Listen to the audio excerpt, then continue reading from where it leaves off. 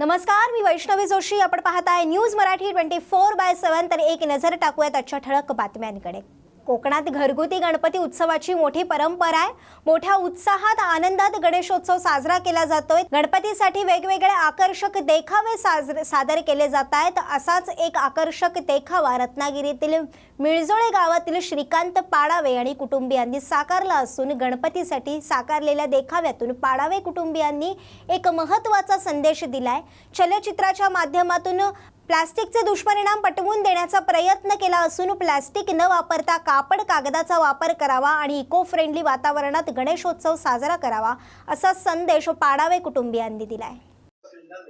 श्रीकांत बाळकृष्ण पाडावे, मिरजोळे पाडावेवाडी. आम्ही गणपती उत्सवानिमित्त इथे चलचित्र सादर केले आहे. त्याचा आमचा एक विषय आहे की प्लास्टिक मुक्ती. आम्ही याच्यामध्ये गाईचे सादरीकरण केले आहे. त्याच्यामध्ये त्यांना काय परिणाम होतात हेही त्याच्यामध्ये सादर केले आहे. तसेच जे समुद्री प्राणी आहेत त्यांना काय होतात परिणाम ते पण आम्ही त्याच्यामध्ये सादर केलेले आहे. त्याच्यामुळे आम्हाला आता एक संदेश द्यायचा आहे की प्लॅस्टिक न वापरता एक कापडांचा वापर झाला पाहिजे. इको फ्रेंडली मध्ये सर्व वापर झाला पाहिजे. हा आमचा एक सांगण्याचा उद्देश होता. याच्यामध्ये एवढं सांगायचं. आता बहुत मजा म्हटलं म्हणजे खाणं पिणं आलंच की त्याच्यात प्लास्टिकच्या बाटल्या, प्लास्टिकच्या डिशेस हे सगळं आलंच की. आणि प्लास्टिकच्या डिशेस ग्लास म्हणजे खाणं पिणं आणि ठोकं पिलं म्हणजे कचरा डोंगर माथ्यावर फेकला, प्रदूषण होणार. त्याचे परिणाम जरा उघड्या डोळ्यांनी पहा.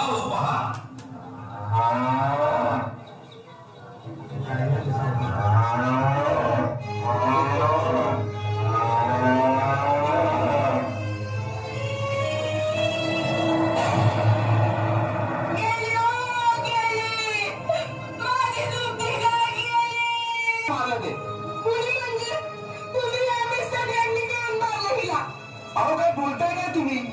खरंच बोलते. माझी गाय आपल्या चुकीच्या वर्तणुकीमुळेच गेली. आपल्या गोमातेच्या मानास म्हणजे आपणच जबाबदार आहोत. आपण असं झालं तरी काय? माझ्या गायीनं प्लास्टिकची पिशवी खाल्ली, ती तिच्या घशात अडकली आणि ती मेली. खरं तर मानव स्वतःच्या जीवाशी खेळतोय.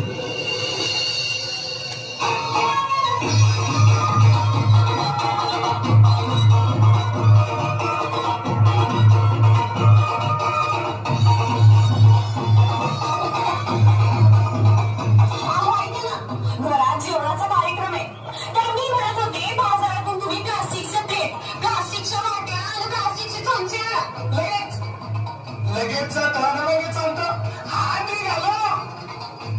अरे बायको, पण आपल्याकडे तर 100 डिश असतील ना, त्याच वापरायला काही नाही हो, पण जेवल्यानंतर ते धुवा घासत बसा हे सगळं माझ्या जीवाशी. प्लास्टिकची प्लेट कशी यूज अँड थ्रो वापरली की फेकून दिली झाले. आज जिकडे पाहावं तिकडे प्लास्टिकचाच कचरा आपल्याला दिसतोय. तुम्ही फेकलेला कचरा नदीला समुद्रात जा, भरतीला पुन्हा किनाऱ्यावर येणार, प्रदूषण होणार. त्याचे परिणाम जरा उघड्या डोळ्यांनी पहा.